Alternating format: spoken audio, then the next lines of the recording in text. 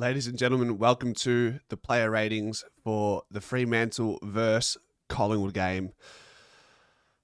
Man, it's good being a Collingwood supporter most of the time. Such a proud club, travel well, backs against the wall, and they dish out a rugged, it's just a typical interstate Collingwood performance when we're undermanned. I mean, in the end, we didn't have Myercheck, we didn't have Pendlebury, we didn't have Maynard, we didn't have DeGoey. There's no mixed stay out there. Sidebottom was subbed out for the majority of the fourth quarter, so Sidebottom's time on ground was 47%. Locky Schultz played less than 3/4 of the game. Nick Dacos only had 17 touches, and we still find a way to win with the limited amount of inside 50s that we had. So, I'm not going to waste any time getting into this player rating because there's one player that we all want to talk about and deserves his flowers, and that's Jack Crisp. The highest rated player for the game, 29 touches, 18 contested possessions, 60% of his time spent in midfield, 2 goals, 1 goal assist, 6 tackles. After this game, it's undeniable that Jack Crisp needs to feature in the midfield more than what he has been doing. He's sacrificed his performances for the betterment of the team, playing on the wing. We saw this time last year what Crisp did in the middle. And it's a great conundrum, I know, because we still have Pendlebury to come. We still have DeGoey to come. How do you fit Bo McCreary in after a performance like that last night as well?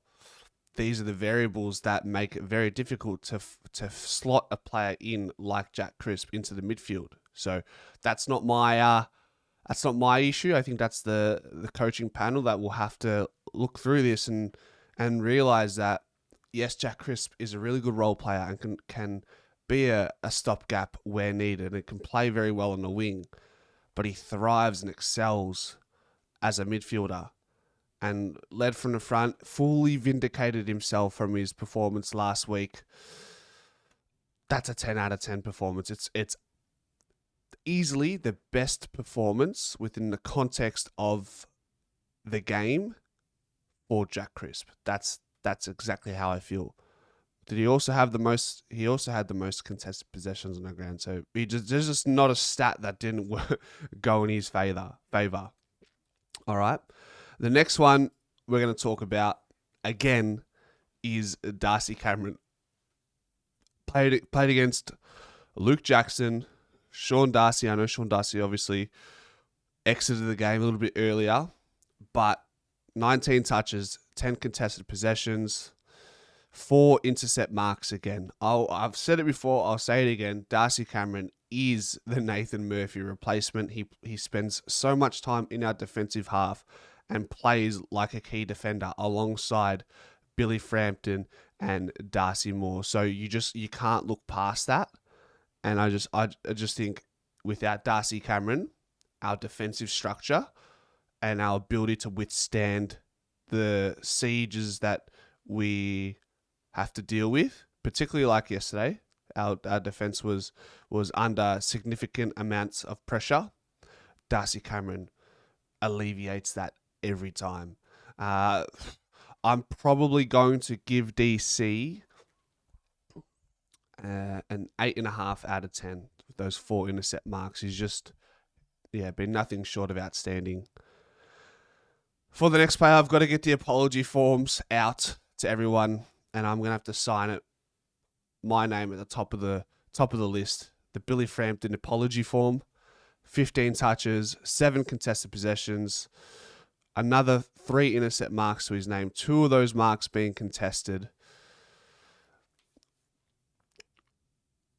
When the team plays well and defends from the front, Billy Frampton holds up.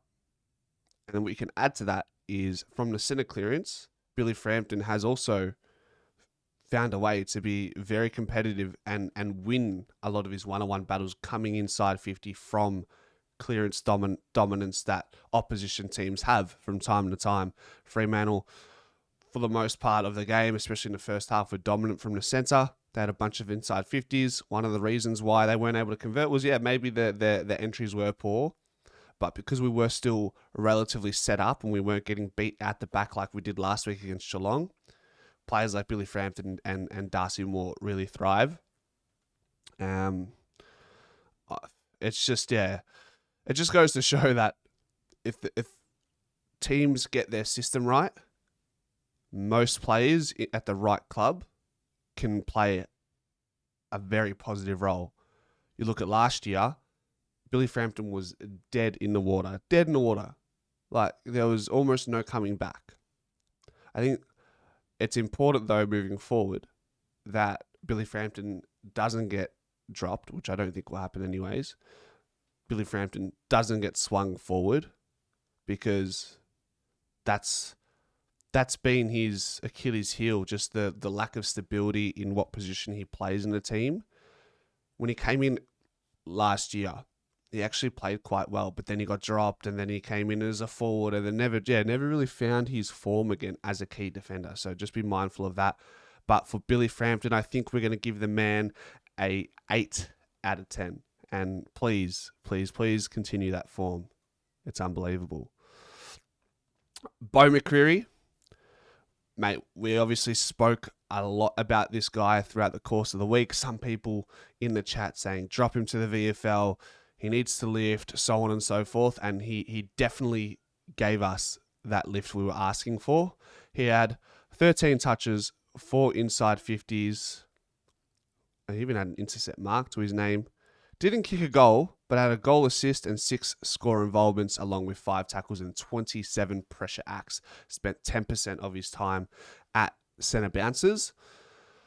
This is just the Bo we're asking for. We're not asking for Bo to have 20 and 2. That's we're not even asking for 15 and 1. But we're not asking for 8 touches and 1 score involvement like the week gone by. I mentioned in the Pie Watch the last 2 weeks, just the 2 score involvements. The 2 weeks prior to that, 13 score involvements, and I think it's a decent metric to look at. 6 score involvements from last night's game.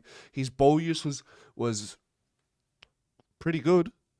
I remember that pass late in the game where he's on the boundary on the right side of the field, and then he finds that inside 45, which was a 55 meter fucking kick, and he hit that. Like, not many people have that in their arsenal. So I think that's the potential we see in Bo, and we're just gonna find ways to put him in those positions to thrive and grow into the player that we all think that Bo can be. And that probably comes with a little bit more midfield time, with even if it's just centre bounce attendances.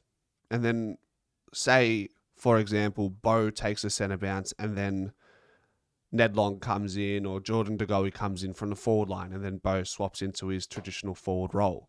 So, yeah, his pressure was unbelievable. I'm just looking at his disposal efficiency now, 92.3% from 13 touches, and he was in the coalface of it quite a lot. So they weren't easy kicks to get off.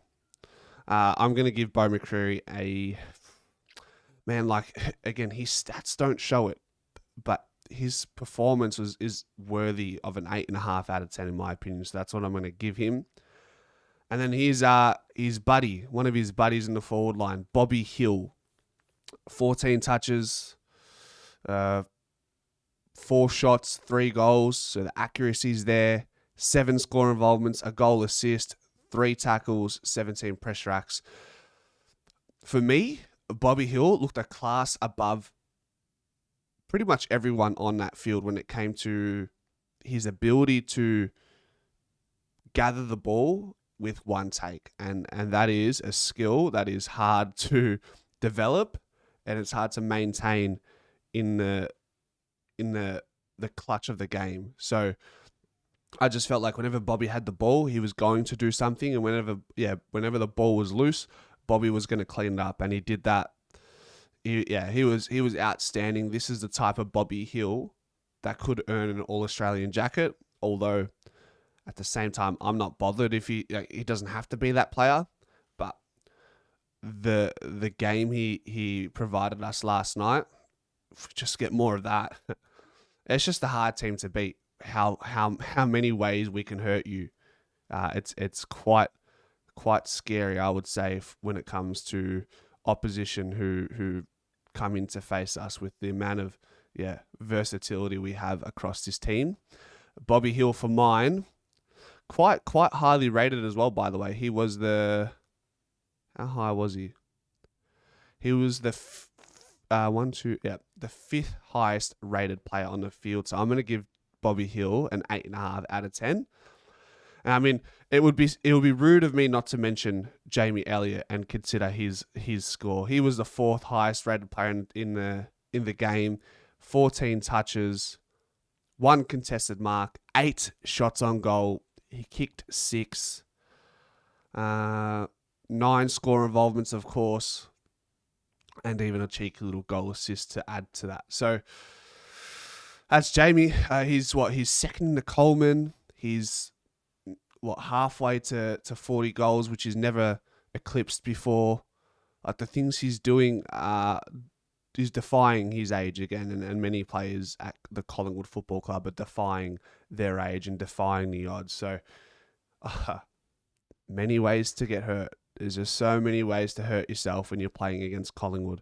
If it's not Tim Membry, or if it's not if it's not Locky Schultz putting scoreboard pressure, you're going to get hurt another way. If it's not Nick Dacos, Jamie Elliott's he's certainly been a consistent theme this year.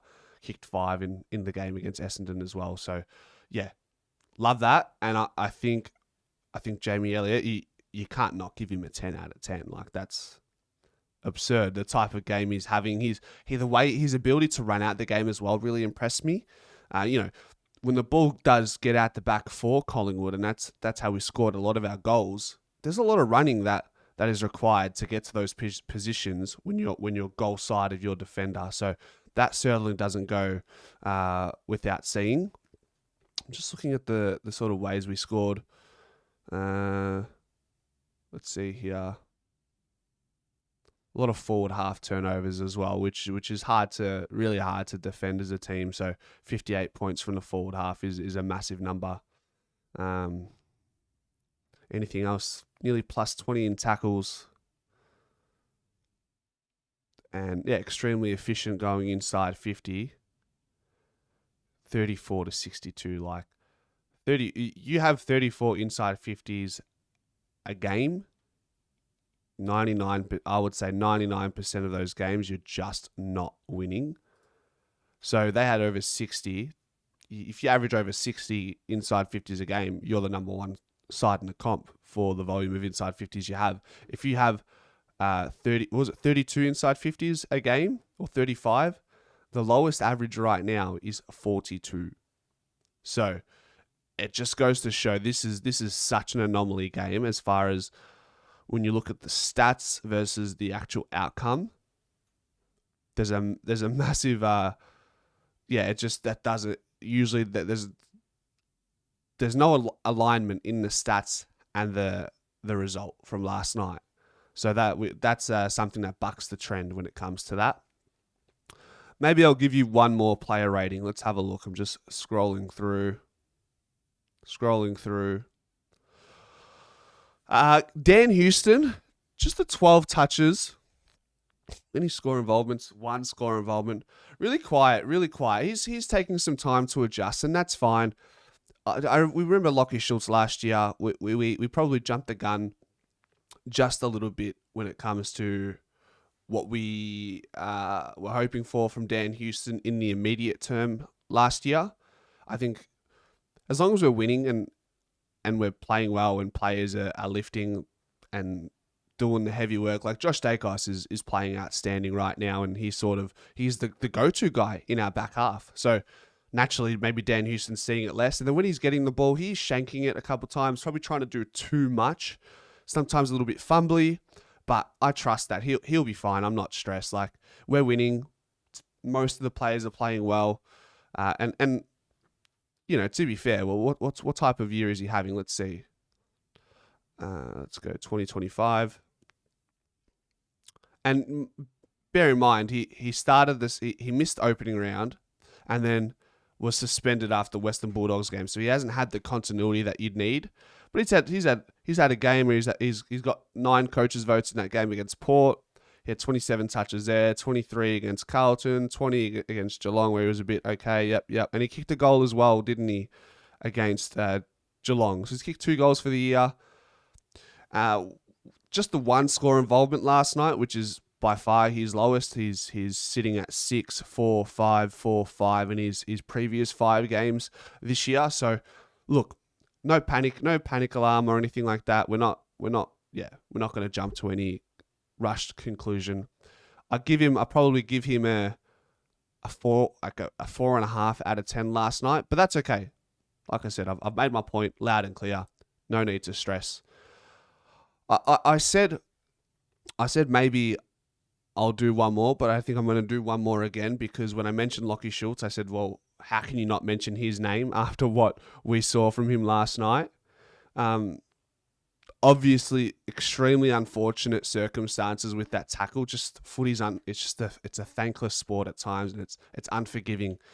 He lays a very strong tackle. Unfortunately, Jordan Clark's shoulder was out, and yeah, he was knocked out cold. Played what he ended up playing 60. What's his time on ground after that? 66% time on ground. Had 10 touches, 4 inside 50s, 2 intercept possessions as a forward half player is a good return. 2 stoppage clearances and 3 goal assists. And now 3 score launches as well, by the way. So, yeah, he was outstanding. His pressure, again, another one of those players where the stats aren't going to tell the full story, but I think our eyes caught the full story yesterday with Locky Schultz because anything he touched turned into gold. He was defensively active and offensively dangerous. So I think, again, another player deserves their flowers from last night. Locky Schultz, 8.5 out of 10. No, you know what? For the times he had opportunities to impact the game, he did that every single time. I'm going to give him a 9 out of 10. I don't care about the stats. I could care less right now every time he touched the ball, it turned into gold. Every time the opposition had the ball near him, he turned it over for us. So that's Locky Schultz in a nutshell. Hopefully, mate, just get well, recover. It's his 2nd concussion this year. Somebody told me he had a concussion last year as well. Yeah, it's not a good storyline that's developing, but hopefully he just gets the all clear and he's good to go. And that will conclude the player ratings for today. Thank you for sticking around, and go Pies.